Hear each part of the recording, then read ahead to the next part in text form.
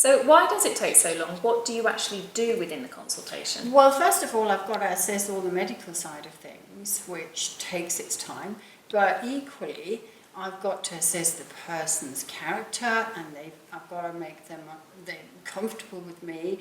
It's a trust thing, and whilst all that is going on, I'm almost having two brains, because I'm taking all that in, but I'm also looking at the features on the face to see how it moves, the different expressions, because suddenly something comes up and I'm going, aha, the muscle is working different to how I think it maybe should, or something like that. So I'm constantly assessing, and almost remembering in my head, and then afterwards writing it all down. And I guess that some people would come in and say, oh, this is what I want, and so, you know, you can just put a little bit of filler here or Botox there, but actually once you've had that time to assess them, the outcome is completely different.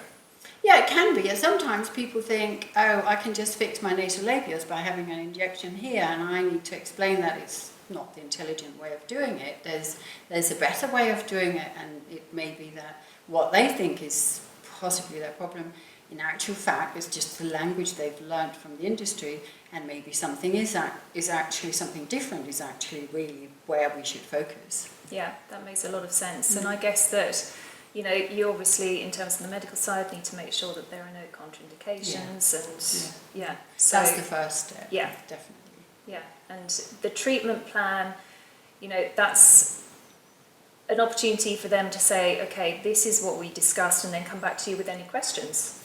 Yes, it's a lot to take in during that time, and then they really would like to see something on paper to, I guess, reinforce the impression, and come back and say, okay, I've thought about it, I've looked at it, I've researched, we have all of that info on the website, on the Instagram, and then we can go through it again and prioritise. Yeah. So I often get asked the question about consultations and why I do these consultations for so long and charge for it. And I will explain that, but what's your experience on the reception when you get someone calling up?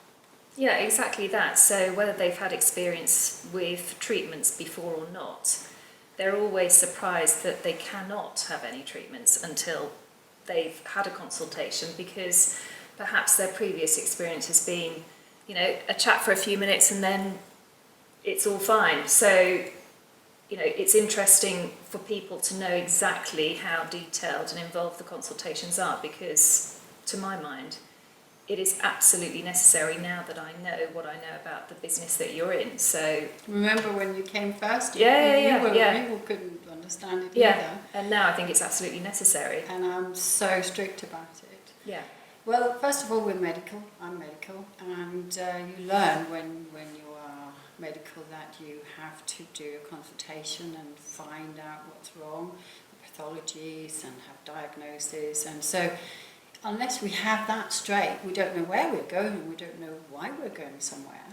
And with that, we have a chat, get to know the person, and it's a confidence thing, and I build the clinic on a long-term relationship. It's got to be honest, and so I get a feeling of the person in front of me and what they're expecting. You can't just put it on a conveyor belt. And then afterwards, I produce a plan, whether it's a skin consultation or it's what I call structure of the face, creating a look on the face and analysing the features of the bone and the muscle and everything else, or whether it's the dynamics of the expression. I spend sometimes on complex cases, I may spend an hour writing all that up. There's maybe 10 A4 pages that I'm writing, and then that gets written in a way that the patient understands, but it means that I have a recipe for what we're doing and where we're going. The patient can take that or not, but they know what's there, they know the price, they know what's so to speak wrong with them, and we can get started, and then we do a review a year later, and then we can go, what was good, what was bad, what do we need to change, do we